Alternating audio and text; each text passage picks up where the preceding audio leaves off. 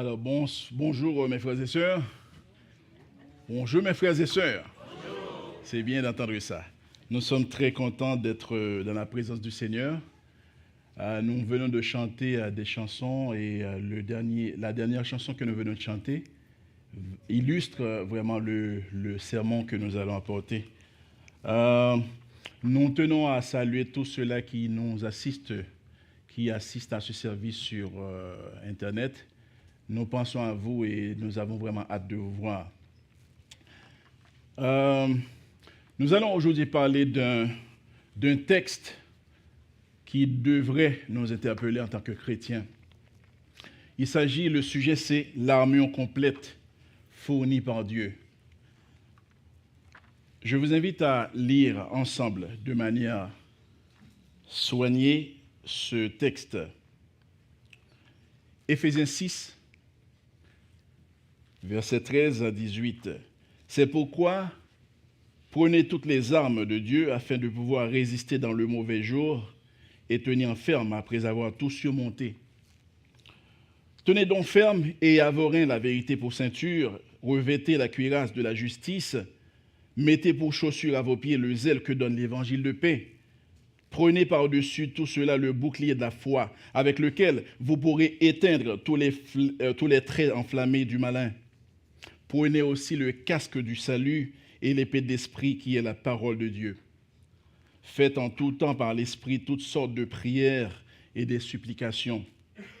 Veillez à cela avec une entière persévérance et priez pour tous les saints. Seigneur, nous venons devant toi tout faibles. Rien de bon peut sortir de la bouche des pécheurs, mais toi, ô Dieu, tu es saint et tu nous justifies par le sang de ton Fils Jésus-Christ. Et tu permets, ô Dieu, que l'Assemblée peut écouter les paroles venant de toi à travers quelqu'un, à travers la bouche d'une personne, ô Dieu.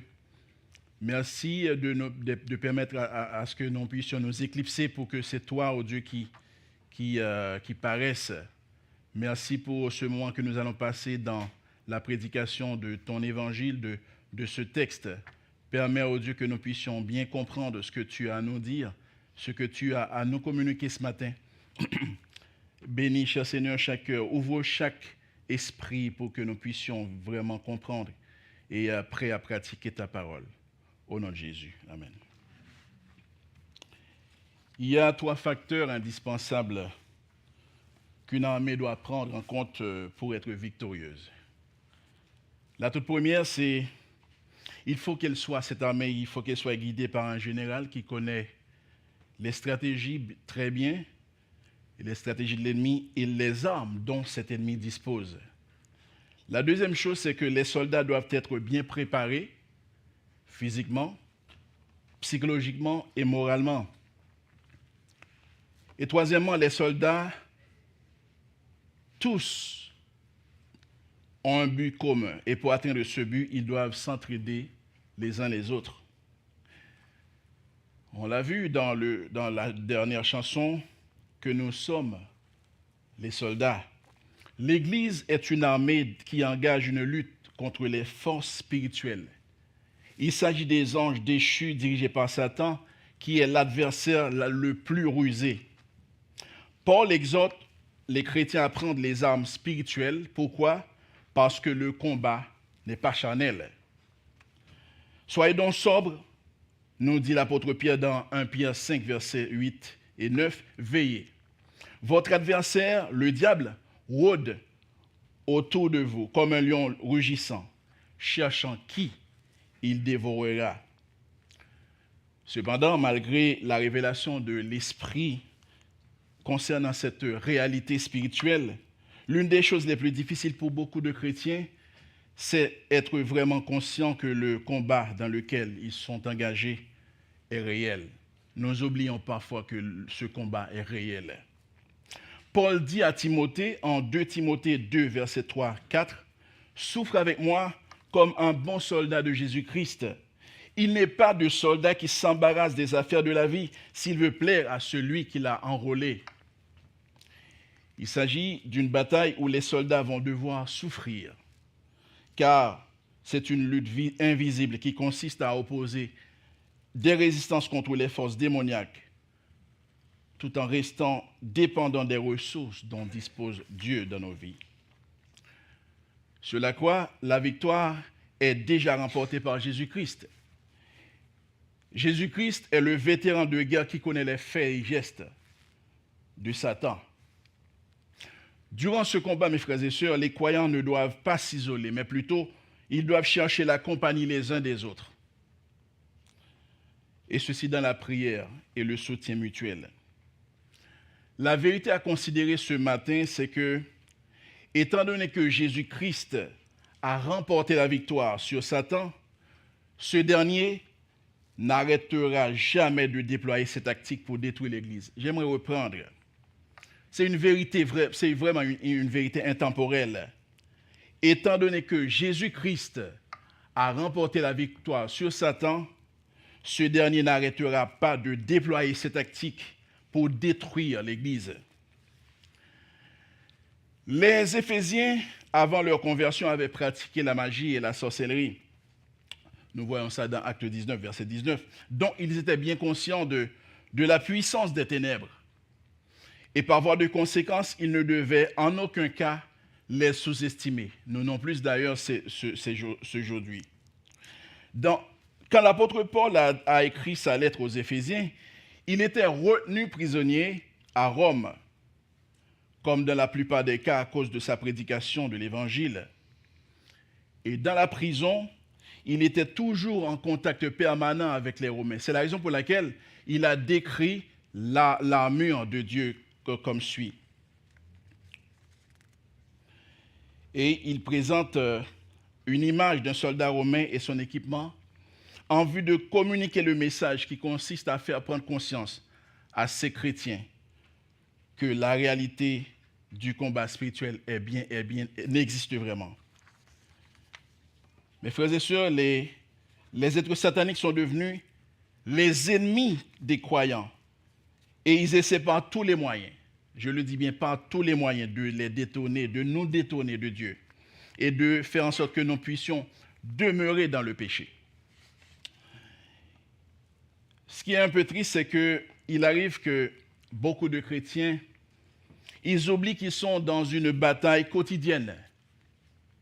Comme des gens du monde, ils tendent à prioriser plutôt leur statut social, leur estime et chercher tout ce qui fait leur bien-être sur cette terre.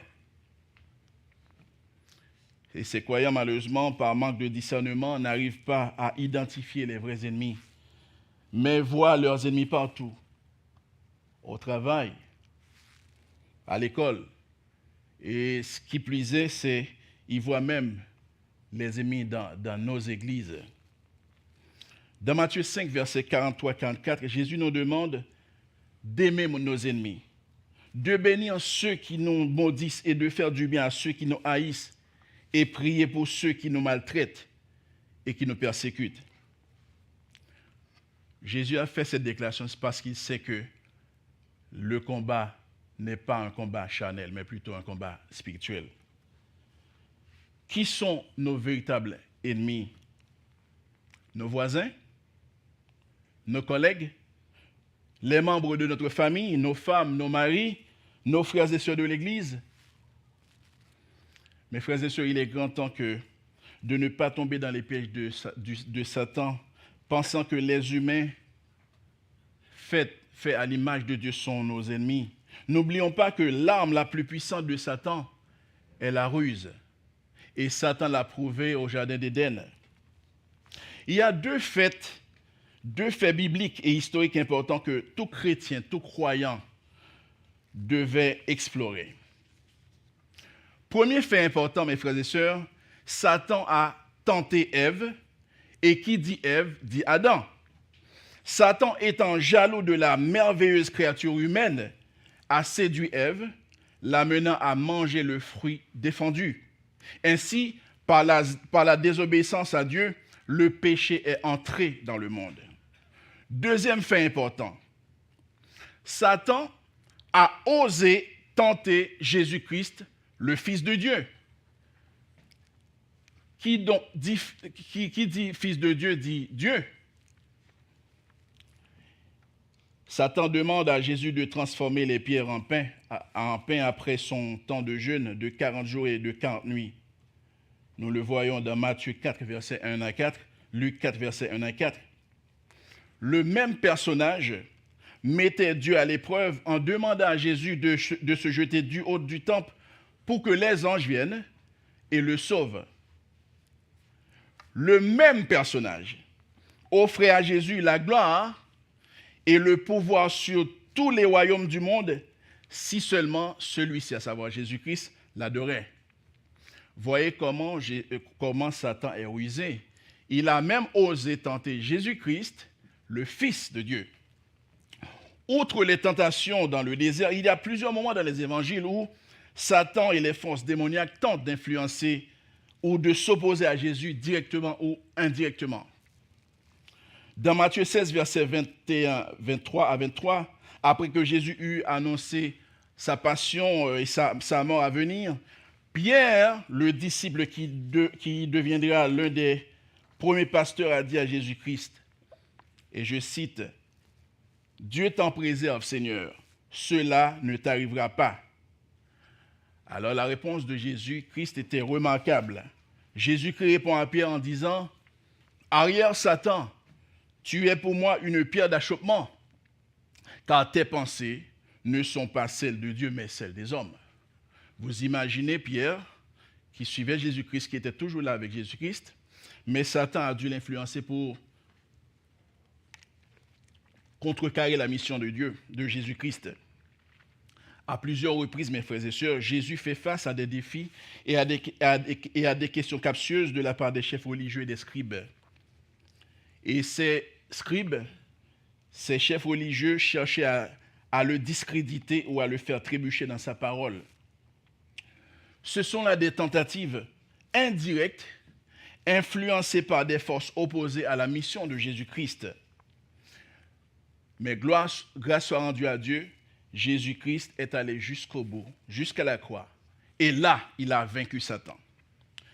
Et ce qu'il faut comprendre, c'est que si Satan a tenté Ève, il a même osé tenter Jésus-Christ, il reste maintenant des gens qui suivent Jésus-Christ qui vont être tentés par Satan.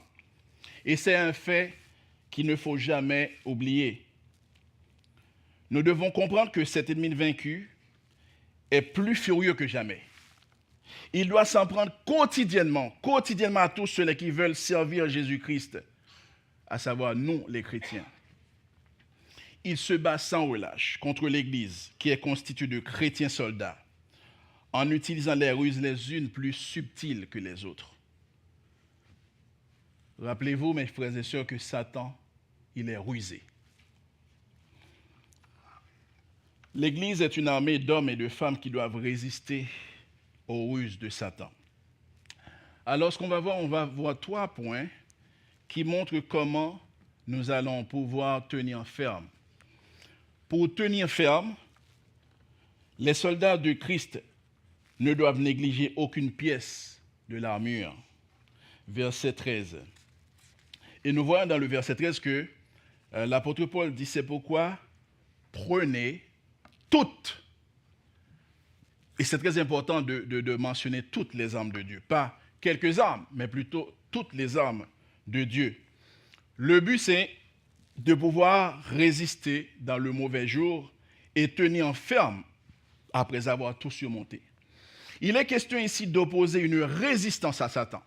Ce n'est pas d'attaquer Satan, mais plutôt de résister à Satan. Et la seule manière d'y parvenir, mes frères et sœurs, est de revêtir l'armure complète fournie par Dieu. C'est Dieu qui fournit cette armure et elle est complète.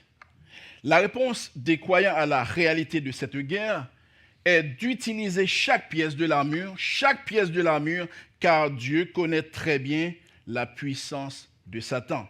C'est pourquoi il met à notre disposition des armes appropriées, que nous allons voir dans quelques instants. Remarquez bien le but dans le verset 13, mes frères et sœurs. Résister et tenir ferme. Il ne dit pas attaquer, mais plutôt résister, non? Et tenir ferme. Les soldats chrétiens doivent être capables de tenir leur position et de ne pas fuir ou d'abandonner sous les attaques de Satan. Le fait du mal fait référence aux heures d'épreuve qui contiennent en elles-mêmes les germes de l'ultime et la plus grande épreuve. Les croyants doivent être préparés pour les conflits quotidiens, sachant que Satan a pour but de semer la confusion parmi nous. Et c'est ce qu'il voulait faire lorsque Jésus était avec ses disciples. Il voulait semer la confusion, tentant d'influencer des frères et des sœurs ces jours-ci dans l'Église. En prenant toutes les armes de Dieu, nous nous revêtons l'homme nouveau. Et en nous revêtant l'homme nouveau, nous rejetons tout ce qui est charnel. Nous devons nous revêtir Christ si nous voulons vraiment résister aux attaques quotidiennes des forces maléfiques. Nous comprenons que c'est très important de prendre toutes les armes de l'armure de Dieu. La deuxième vérité, c'est que pour tenir ferme, les pièces de l'armure doivent être bien utilisées. C'est ce que nous voyons dans les versets 14-17.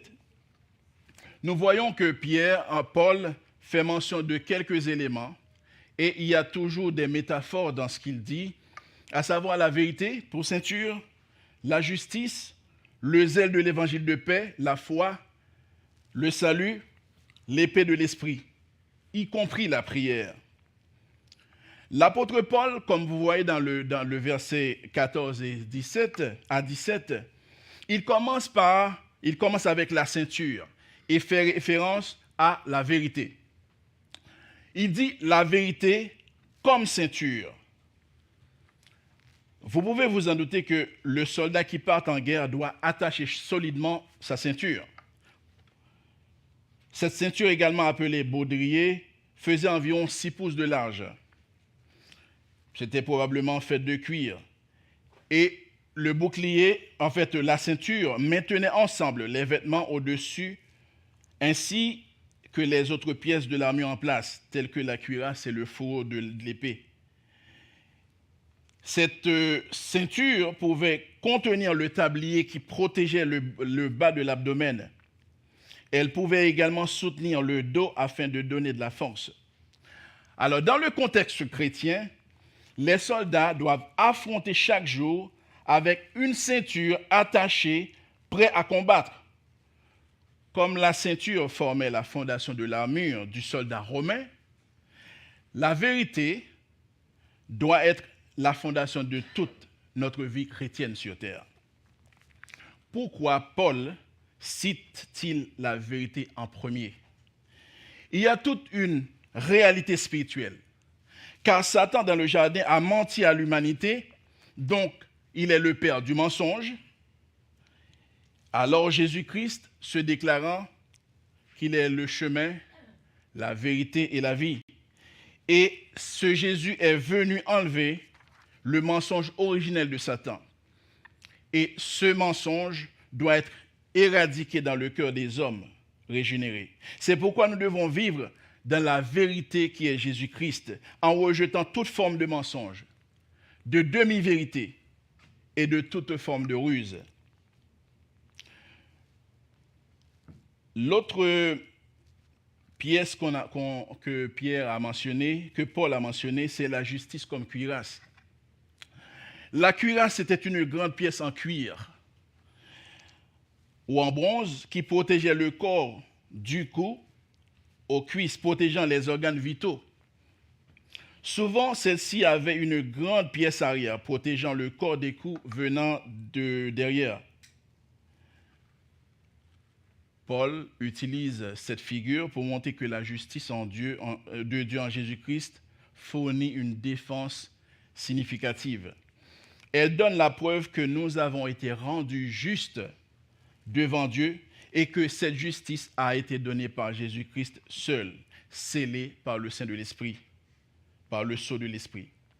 Lorsque l'ennemi ou l'accusateur, dans Apocalypse 12, verset 10, essaie de nous convaincre que nous décevons Dieu à cause du péché, nous pouvons lui tenir tête en raison de la justice qui nous a été donnée en Jésus-Christ. L'autre pièce que Paul mentionne dans ce texte, c'est le zèle de l'Évangile comme chaussure.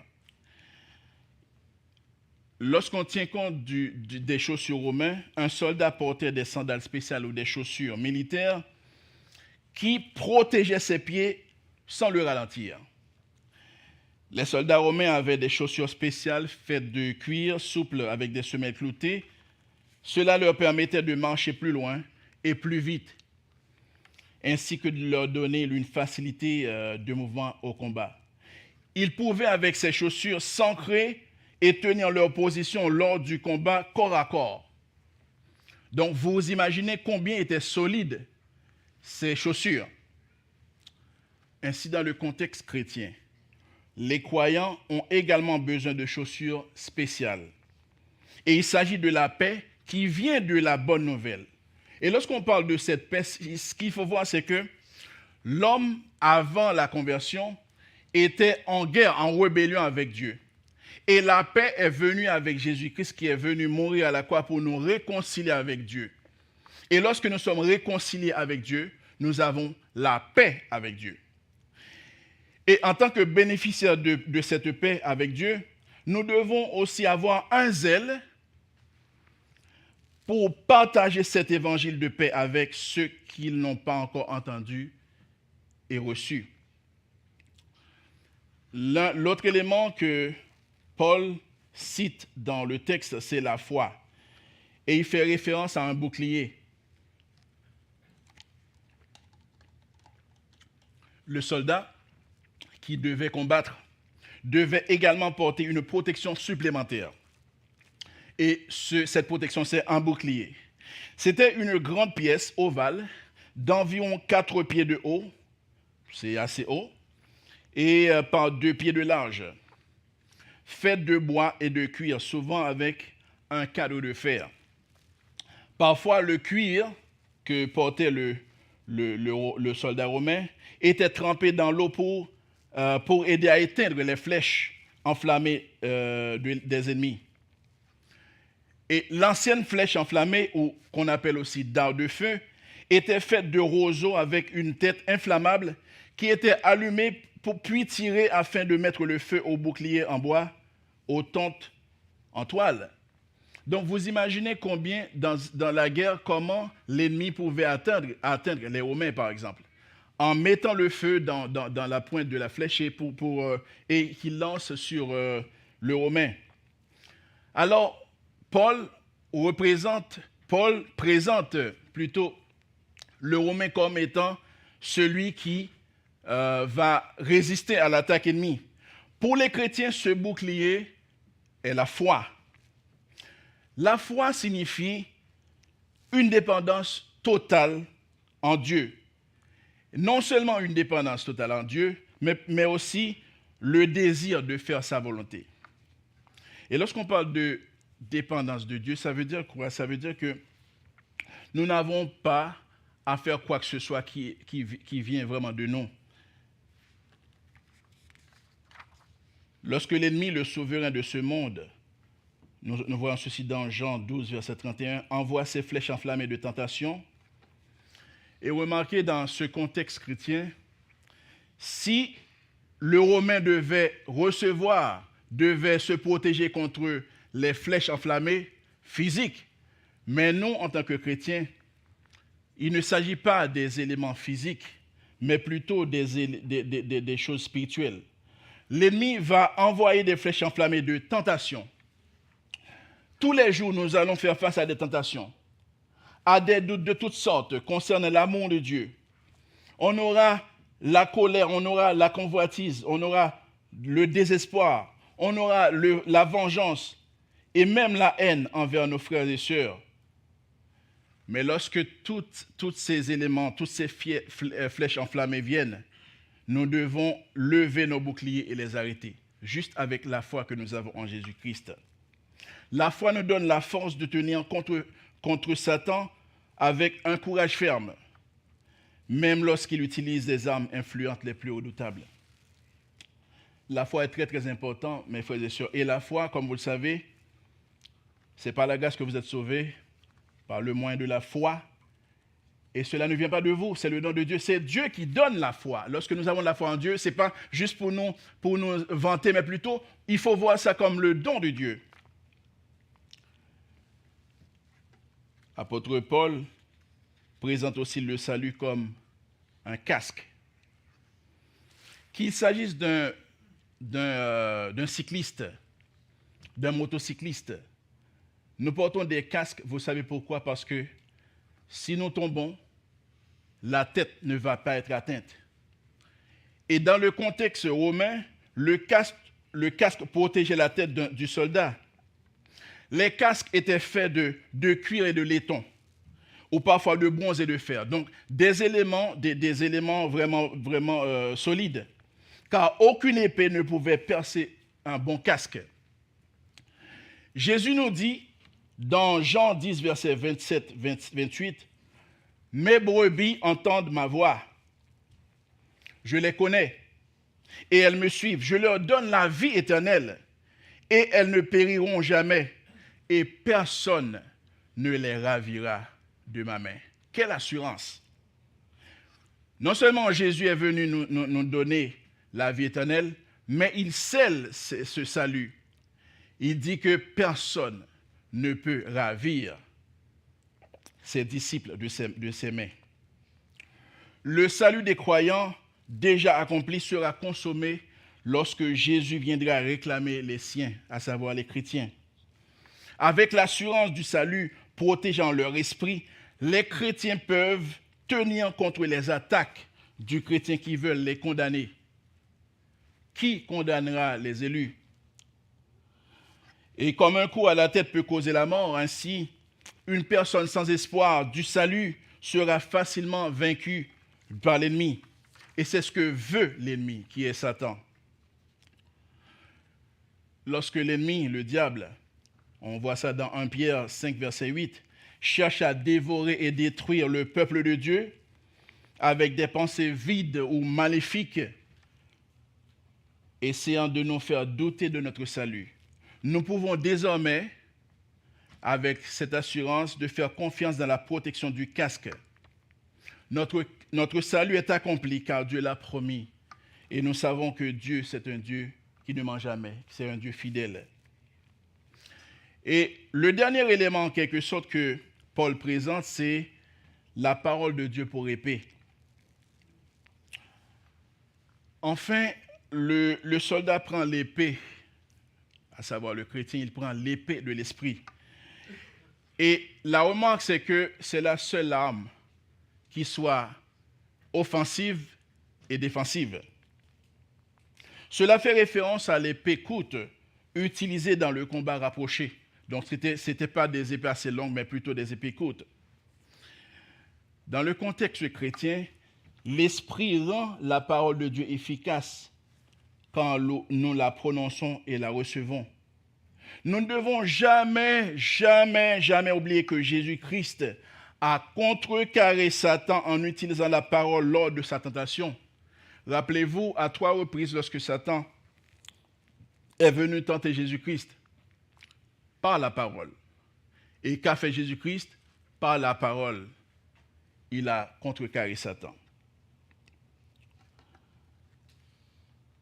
Lorsque l'ennemi, le tentateur, essaie de nous tenter de faire le mal, nous avons maintenant le pouvoir de le renvoyer avec la parole de Dieu.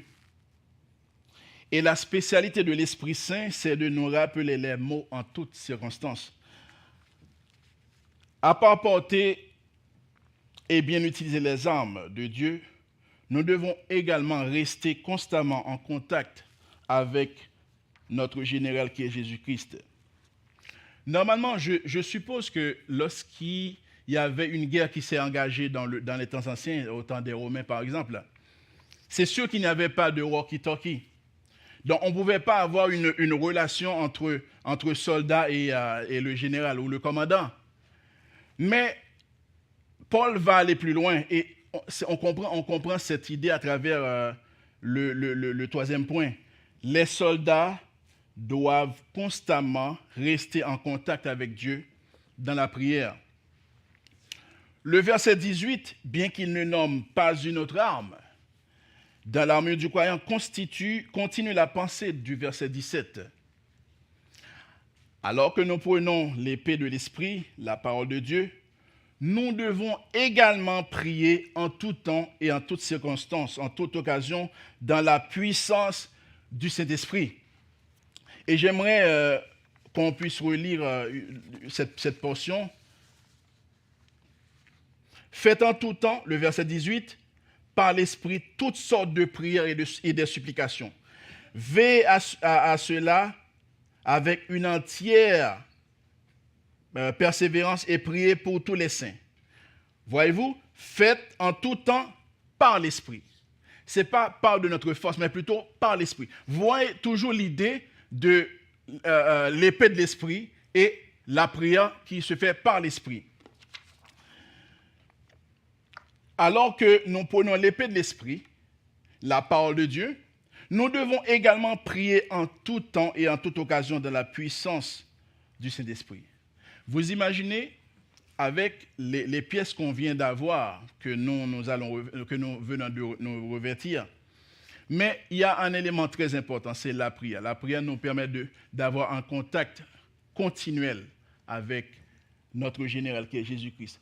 Et c'est un général, c'est un commandant qui connaît les tactiques de Satan. D'autant plus qu'il a vaincu Satan. Prier dans l'Esprit signifie que l'Esprit nous aide lorsque nous prions. Romains 8, verset 27. L'Esprit rend Dieu accessible. Éphésiens 2, verset 18. L'Esprit nous donne confiance lorsque nous prions. Romains 8, verset 15 et 17. Galates 4, verset 6. Il inspire et nous guide lorsque nous prions. Il nous aide à communiquer avec Dieu et apporte également la réponse de Dieu à nous. Nous ne devons pas sous-estimer les forces de Satan. Il frappera de différentes manières différentes personnes. S'il avait influencé Pierre et d'autres personnes, il est déterminé à nous tenter aussi. Il faut juste être vigilant. Nous n'allons pas attaquer Satan, mais nous allons résister à Satan. Et c'est la chose qui va le mieux, c'est de pouvoir résister à Satan. Satan attaquera à divers moments. Rappelez-vous, il attaquera toujours quelqu'un. Il tentera toujours quelqu'un, et ceci de manière quotidienne. Satan attaquera lorsque nous y attendons le moins. Donc nous devons rester alertes aux besoins de la prière. Rappelez-vous, mes frères et sœurs, que peu importe le nombre d'années qu'on a avec le Seigneur, aucun croyant n'est exempté d'être la cible de Satan. C'est pourquoi nous devons prier les uns pour les autres. Et remarquez, pour terminer le verset 18, lorsque Paul parlait, il dit « et priez pour les saints ». Ça nous montre que ce n'est pas un combat individuel, c'est un combat collectif. Nous engageons tous les chrétiens à travers le monde, cette guerre contre Satan. Nous devons tous résister. Il est vrai qu'à certains moments, Satan, il va tenter, et parfois, malheureusement, il y aura bien des croyants qui vont rester. Mais c'est la raison pour laquelle que nous, en tant que chrétiens, nous devons prier les uns pour les autres. Rappelons que nous sommes un seul corps. Pour conclure, Dieu nous fournit toutes les armes. Pas quelques armes, mais toutes les armes nécessaires. À savoir la vérité, la justice, l'évangile de paix, la foi, le salut, la parole de Dieu. Le but, c'est de pouvoir aussi remporter la victoire sur les attaques et les tentations de l'ennemi. Si Jésus-Christ l'a fait, il nous donne le pouvoir de pouvoir résister aux tentations de Satan, aux attaques de Satan. Comme Jésus, nous avons tout ce qu'il faut pour relever le défi que Adam et Ève ne pouvaient pas relever. Dieu nous donne toutes les ressources pour démasquer les ruses de Satan. Et pour démasquer les ruses de Satan, je vais vous dire, ce n'est pas avec vos propres forces. Ça demande un discernement spirituel. C'est ce que nous devons demander à Dieu dans nos prières, de pouvoir démasquer les ruses du diable. Parce que les ruses du diable sont subtiles, très subtiles. Lorsque quelque chose est subtil, on ne le voit pas. Elle est là, mais on ne le voit pas. Cette chose est là, mais on ne la voit pas. Nous devons vivre selon la vérité, nous revêtir de la justice de Dieu en Jésus-Christ, apporter l'évangile dont le but est de réconcilier les hommes avec Dieu, faire confiance à Dieu en toutes circonstances, avoir l'assurance de notre salut à travers la grâce de Dieu plein d'amour et avoir comme priorité la connaissance de la parole de Dieu, tout en restant en contact permanent avec Dieu qui est digne de confiance. Nous allons terminer, mais j'aimerais que vous vous rappeliez toujours, n'oubliez jamais, mes frères et sœurs, n'oubliez jamais que le diable est furieux contre l'Église. Il engage une guerre sanglante contre l'Église. Il veut détruire. Tout ce qu'il veut, c'est mettre la division, semer la pagaille, nous diviser. C'est ce qu'il veut. Nous devons demander à Dieu de faire en sorte que nous puissions comprendre, discerner, déceler les ruses du diable. Et pour ce faire, sachant que Jésus-Christ a déjà remporté la victoire sur la croix, nous aussi nous allons remporter la victoire, mais juste en faisant confiance à Dieu. Demandons toujours à Dieu la sagesse d'ouvrir nos yeux spirituels pour déceler les ruses du diable. Et il y a une dernière chose à vous rappeler, nos ennemis, ce ne sont pas des humains. Ça peut arriver que dans votre travail, à l'école, vous pensez que les gens sont vos amis, sont vos ennemis. Mais plutôt rappelez-vous que ce sont les ruses de Satan. Prions. Seigneur, nous te demandons d'ouvrir nos esprits, notre entendement, au Dieu, de pouvoir comprendre que nous sommes en guerre contre Satan. Satan va nous attaquer tous les jours. Aide-nous à comprendre cette réalité, ô Dieu. Parfois, nous oublions tellement, si nous sommes en guerre, nous voulons nous détendre, mais Satan ne dort jamais. Aide-nous à comprendre, ô Dieu, que l'Église est un corps, et ce corps, cher Seigneur, tu as payé cher pour ce corps qui est l'Église. Et Satan veut totalement détruire ton Église, et il l'a déjà fait dans plusieurs églises, dans plusieurs assemblées, et il continue de le faire parce qu'il sait que ses jours sont comptés. Et nous te demandons d'être sage, ô Dieu, pour contrecarrer les attaques de Satan, sachant que ce n'est pas une guerre charnelle, mais plutôt spirituelle. Ouvre nos intelligences, ouvre nos yeux pour comprendre, pour voir, ô Dieu, pour pouvoir identifier nos vrais ennemis. Aide-nous, ô Dieu, à comprendre que nous voulons te servir et pour te servir, il faut qu'on soit unis. Et pour pouvoir démasquer Satan, nous devons avoir la sagesse qui vient d'en haut. Nous te demandons, ô Dieu, de bénir chaque cœur ici qui a écouté ta parole, ô Dieu, que nous puissions appliquer cette parole dans nos cœurs. Lorsque vient la tentation, nous devons comprendre, nous devons voir qu'il s'agit des ruses de Satan. Nous te prions. Bénis-nous, Jésus. Amen.